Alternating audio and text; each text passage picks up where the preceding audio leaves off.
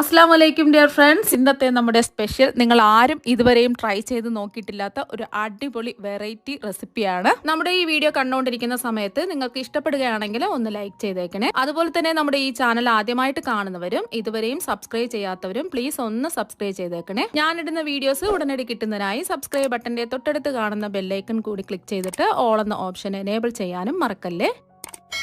ഇതിനായിട്ട് ഒരു കടായിലേക്ക് 250 ml കപ്പിന് 1 കപ്പ് വെള്ളം ഒഴിച്ചു കൊടുക്കുക. ഇതുപോലെ തവ കപ്പില്ലാന്നുണ്ടെങ്കിൽ ഒരു ഗ്ലാസ് വെള്ളം അളന്ന് ഒഴിച്ചു കൊടുക്കുക. ഇനി ഒരു 1/4 ടീസ്പൂൺ ഉപ്പിട്ട് കൊടുക്കുക.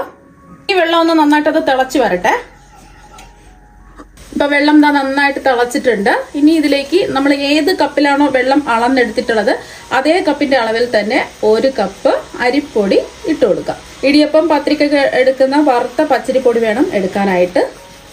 നമ്മൾ ഗ്ലാസ്സിലാണ് വെള്ളം അളന്നെടുക്കുകയാണെന്നുണ്ടെങ്കിൽ ആ ഗ്ലാസ്സിൽ തന്നെ 1 കപ്പ് അരിപ്പൊടി എടുക്കുക.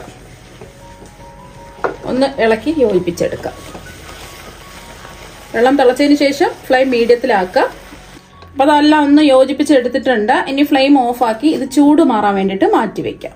മാവ് കണ്ടില്ലേ, ഈ ഒരു പരുവത്തിനാണ് കിട്ടിയിട്ടുള്ളത്. ഇപ്പൊ ചെറുതായിട്ട് ഇതിന്റെ ചൂടൊന്ന് മാറിയിട്ടുണ്ട്. നല്ലതുപോലെ ഒന്ന് ആ ചൂടോട് കൂടി തന്നെ കുഴച്ചെടുക്കുക.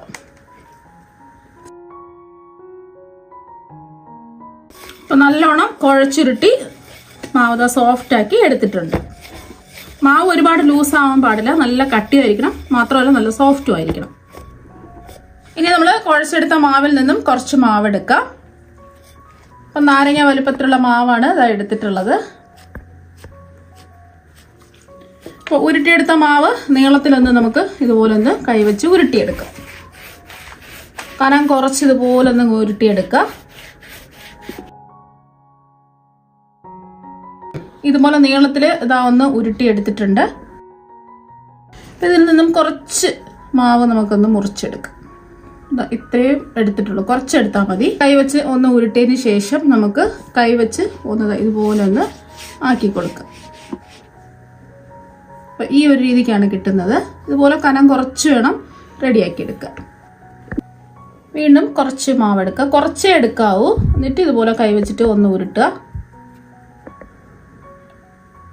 അപ്പൊ ഈ ഉരുട്ടിയെടുത്ത മാവ് അതാ കൈൻ്റെ ഉള്ളം കൈവച്ചിട്ട് ഇങ്ങനെ ഒന്ന് ആക്കി കൊടുക്കുക. നല്ല കനം കുറച്ചിട്ട് വേണം ഇത് റെഡിയാക്കി എടുക്കുക. അപ്പൊ ഈ ഒരു രീതിക്ക് റെഡിയാക്കി എടുക്കാൻ വേണ്ടിയിട്ട് കുറച്ച് പാടാണ്. കുറച്ച് മാവ് എടുക്കുക, പിന്നെ അത് ഇതുപോലെ ചെയ്തിട്ടെടുക്കുക. അപ്പൊ ഈസി ആയിട്ടുള്ള ഒരു മെത്തേഡ് ഞാൻ കാണിച്ചു തരാം. കുഴച്ചെടുത്ത മാവിൽ നിന്നും കുറച്ച് മാവ് എടുക്കുക.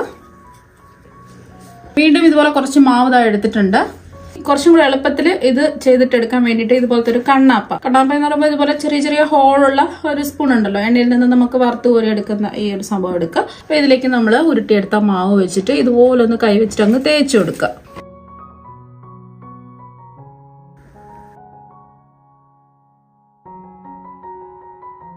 നമ്മളിത് തിരിച്ച് നോക്കുന്ന സമയത്ത് ഈ ഒരു രീതിക്കാണ് കിട്ടുന്നത്. കൈ കൊണ്ട് ഇതുപോലെ ഒന്ന് കുടഞ്ഞിട്ട് കൊടുക്കുക.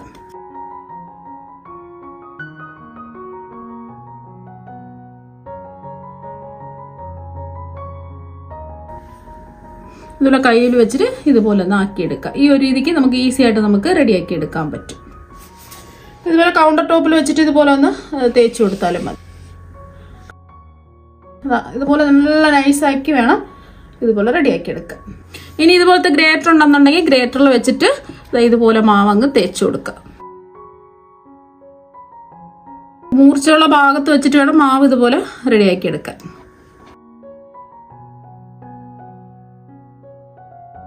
അപ്പോൾ നമ്മൾ ഗ്രേറ്ററിൽ കൂടെ മാവ് ഒന്ന് തേച്ച് വിടുന്ന സമയത്ത് ഇതുപോലെയാണ് കിട്ടുന്നത്. ഇതിൽ നിന്നും ഒരെണ്ണം എടുക്കുക. ഇതുപോലെ ഒരു മാവ് എടുക്കുക. നമ്മൾ ഗ്രേറ്ററിൽ കൂടെ ഗ്രേറ്റ് ചെയ്തെടുത്ത മാവാണ്. കയ്യിൽ വെച്ചിട്ട് ഇതുപോലെ ഒന്ന് റെഡിയാക്കി എടുക്കുക. അതുപോലെ തന്നെ നമുക്ക് കൗണ്ടർ ടോപ്പിൽ വെച്ചിട്ടും ഇങ്ങനെ റെഡിയാക്കി എടുക്കാം.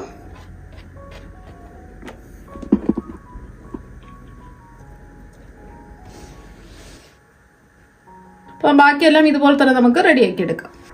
ഇപ്പൊ എല്ലാം ഒന്ന് റെഡിയാക്കി എടുത്തിട്ടുണ്ട്. കണ്ണാപ്പയിലോ ഗ്രേറ്ററിലോ വെച്ചിട്ട് ഇതുപോലെ പെട്ടെന്ന് തന്നെ നമുക്ക് റെഡിയാക്കി എടുക്കാൻ പറ്റും. ഒട്ടിപ്പിടിക്കാതിരിക്കാൻ വേണ്ടിയിട്ട് കുറച്ച് അരിപ്പൊടി ഇട്ട് കൊടുക്കാം. എന്നിട്ട് എല്ലാം ഒന്ന് മിക്സ് ചെയ്യാം.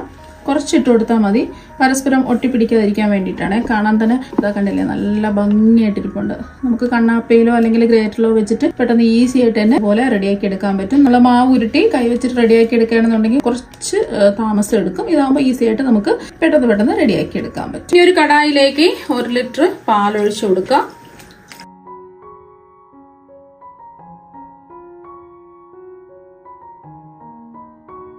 1 കപ്പ് വെള്ളവും കൂടി ഒഴിച്ചു കൊടുക്കാം. ഇനി പാലൊന്ന് നമുക്ക് തിളപ്പിച്ചെടുക്കാം. പാലിന് പകരം നിങ്ങൾക്ക് തേങ്ങാപ്പാൽ വേണമെന്നുണ്ടെങ്കിലും എടുക്കാവുന്നതാണ്. തേങ്ങാപ്പാലൊക്കെ എടുക്കാൻ കുറച്ച് ബുദ്ധിമുട്ടല്ലേ, അപ്പോൾ പാലിൽ ചെയ്തിട്ടെടുക്കുമ്പോൾ ഈസിയാണ്, പെട്ടെന്ന് നമുക്കിത് റെഡിയാക്കി എടുക്കാനും പറ്റും. ഇനി പാല് നല്ലതുപോലെ ഒന്ന് ചൂടാവട്ടെ. ഇപ്പോൾ പാല് നല്ലതുപോലെ ഒന്ന് ചൂടായിട്ടുണ്ട്. ഈ ഒരു സമയം നമുക്കിതിലേക്ക് 3-4 ടേബിൾ സ്പൂൺ പാൽപ്പൊടി ചേർത്ത് കൊടുക്കാം. പാൽപ്പൊടി ചേർത്ത് കൊടുക്കുമ്പോൾ പ്രത്യേക ഒരു ടേസ്റ്റ് ആയിരിക്കും. നല്ലതുപോലെ ചൂടാവുമ്പോൾ പാൽപ്പൊടി ചേർത്ത് കൊടുക്കാം.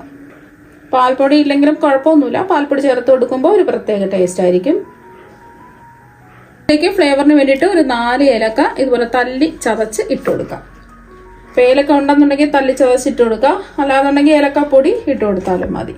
ഇളക്കിക്കൊണ്ടേയിരിക്കാം. നമ്മൾ പാൽപ്പൊടി ചേർത്ത് കൊടുത്തതുകൊണ്ട് അടിക്ക് പിടിക്കും, അതുകൊണ്ട് കൈവിടാതെ ഒന്ന് ഇളക്കി കൊടുക്കാം. പാലിതാ തിളച്ച് വന്നിട്ടുണ്ട്. ഈ ഒരു സമയം ഇതിലേക്ക് ഒരു 1/4 കപ്പ് പഞ്ചസാര ചേർത്ത് കൊടുക്കാം. പഞ്ചസാരയ്ക്ക് പകരം നിങ്ങൾക്ക് മിൽക്ക് മെയ്ഡ് വേണമെന്നുണ്ടെങ്കിലും ചേർത്ത് കൊടുക്കാവുന്നതാണ്. ഇനി ഇതിലേക്ക് നമ്മൾ ഷേപ്പ് ചെയ്ത് വെച്ചിരിക്കുന്ന മാവ് മുഴുവനും ഇട്ട് കൊടുക്കാം. ജസ്റ്റ് മെല്ലെ ഒന്ന് ഇളക്കി കൊടുക്കുക. നല്ലതുപോലെ ഒന്ന് തിളക്കട്ടെ. അപ്പം നന്നായിട്ടൊന്ന് തിളച്ച് വന്നിട്ടുണ്ട്. ഇത് ഓൾറെഡി ഇത് വേവിച്ചെടുത്ത മാവല്ലേ, 5 മിനിറ്റ് ഇതൊന്ന് വേവിച്ചെടുക്കുക. ഫ്ലെയിം മീഡിയം ഫ്ലെയിം വെച്ച് കൊടുക്കുക. ഇതിപ്പോൾ തിളപ്പിച്ചെടുക്കാൻ തുടങ്ങിയിട്ട് ഒരു 5 മിനിറ്റ് ആയിട്ടുണ്ട്. നല്ലോണമൊക്കെ വെന്ത് ഇതാ കുറുകിയൊക്കെ വന്നിട്ടുണ്ട്. ഒന്നും പൊടിഞ്ഞൊന്നും പോയിട്ടില്ല. ഇനി ഇതിലേക്ക് ഇടയ്ക്ക് കടിക്കാൻ കിട്ടുന്നതിന് വേണ്ടിയിട്ട് വേണമെന്നുണ്ടെങ്കിൽ നിങ്ങൾക്ക് കുറച്ച് ബദാം ഇതുപോലെ നീളത്തിൽ കട്ട് ചെയ്ത് ചേർത്ത് കൊടുക്കാം. 4 ബദാമാണ് എടുത്ത് നീളത്തിൽ കട്ട് ചെയ്ത് എടുത്തിട്ടുള്ളത്. അതുപോലെ 4-5 കശുവണ്ടി ഇതുപോലെ നീളത്തിൽ കട്ട് ചെയ്തും കൂടി ചേർത്ത് കൊടുക്കാം. നെയ്യിലിട്ട് റോസ്റ്റ് ചെയ്തിട്ട് വേണമെന്നുണ്ടെങ്കിലും ചേർത്ത് കൊടുക്കാം. ഞാനിപ്പോൾ ഇതിൽ നെയ്യൊന്നും ചേർക്കുന്നില്ല. നെയ്യിൽ വേണമെന്നുണ്ടെങ്കിൽ കുറച്ച് നെയ്യ് ഒഴിച്ചിട്ട് വേണമെന്നുണ്ടെങ്കിൽ കശുവണ്ടിയും ബദാമും വേണമെന്നുണ്ടെങ്കിൽ കിസ്മിസും കൂടെ റോസ്റ്റ് ചെയ്ത് ചേർക്കാവുന്നതാണ്. ഞാനിപ്പോൾ ബദാമും കശുവണ്ടിയും മാത്രമേ ഇട്ട് കൊടുത്തിട്ടുള്ളൂ, റോസ്റ്റ് ചെയ്തിട്ടൊന്നുമില്ല. ഇതും കൂടെ കിടക്കുമ്പോൾ ഇടയ്ക്ക് കഴിക്കാൻ നല്ലൊരു ടേസ്റ്റ് ആയിരിക്കും. ഇതിലേക്ക് നമ്മൾ ചേർത്ത് കൊടുക്കുന്നത് ശർക്കരയാണ്. ശർക്കര ഒരു 1/4 കപ്പ് ശർക്കര ചേർത്ത് കൊടുക്കും. 3 ടേബിൾ സ്പൂൺ ശർക്കര ചേർത്ത് കൊടുക്കാം. ഇത് കല്ലും മണ്ണും അഴുക്കൊന്നും ഇല്ലാത്ത ശർക്കരയാണ്. അഥവാ നിങ്ങളുടെ കയ്യിലിരിക്കുന്നത് കല്ലും മണ്ണൊക്കെ ഉണ്ടെന്നുണ്ടെങ്കിൽ 1 ടേബിൾ സ്പൂൺ വെള്ളത്തിൽ ഒന്ന് ഉരുക്കി എടുത്തിട്ട് ചേർത്ത് കൊടുക്കാം. ശർക്കര വേണ്ടാന്നുണ്ടെങ്കിൽ ചേർത്ത് കൊടുക്കേണ്ട ആവശ്യമില്ല. ചിലർക്ക് സംശയം ഉണ്ടാവും, പാല് പിരിന്നു പോവോ, അങ്ങനെയൊക്കെയുള്ള സംശയം ഉണ്ടാവും. പാലൊന്നും പിരിന്നൊന്നും പോവില്ല. അപ്പൊ അങ്ങനെ സംശയമുള്ളവർക്ക് പഞ്ചസാര, ആവശ്യത്തിനുള്ള പഞ്ചസാര മാത്രം ചേർത്ത് കൊടുത്താൽ മതി. ഇത് അത്യാവശ്യം മധുരമുണ്ട്. മധുരം ഇത്രയും വേണ്ടാന്നുണ്ടെങ്കിൽ കുറച്ച് ചേർത്ത് കൊടുത്താൽ മതിയാവും. ഇതിലേക്ക് ചേർത്ത് കൊടുക്കുന്നത് ചിരകിയെടുത്ത തേങ്ങയാണ്. പൊടിപൊടിയായിട്ട് ചിരകി എടുക്കാൻ പറ്റുന്നുണ്ടെങ്കിൽ അങ്ങനെ ചേർത്ത് കൊടുക്കുക. അല്ലാന്നുണ്ടെങ്കിൽ മിക്സിയിലെ ചെറിയ ജാറിലിട്ടിട്ട് ജസ്റ്റ് ഒന്ന് അടിച്ചെടുക്കുക. ഡെസിക്കേറ്റഡ് കോക്കനട്ട് ഉണ്ടെന്നുണ്ടെങ്കിൽ അത് ചേർത്ത് കൊടുത്താലും മതി. ഒന്ന് ഇളക്കി കൊടുക്കാം. നല്ല അടിപൊളി ടേസ്റ്റാണ് കഴിക്കാൻ വേണ്ടിയിട്ട്. കുട്ടികൾക്കും മുതിർന്നവർക്കും എല്ലാവർക്കും ഒരുപാട് ഇഷ്ടമാകും. ഇനി ഫ്ലെയിം ഓഫ് ആക്കി ഇതിന്റെ ചൂട് ജസ്റ്റ് ഒന്ന് മാറിയതിനു ശേഷം ഒരു ബൗളിലേക്ക് മാറ്റാം.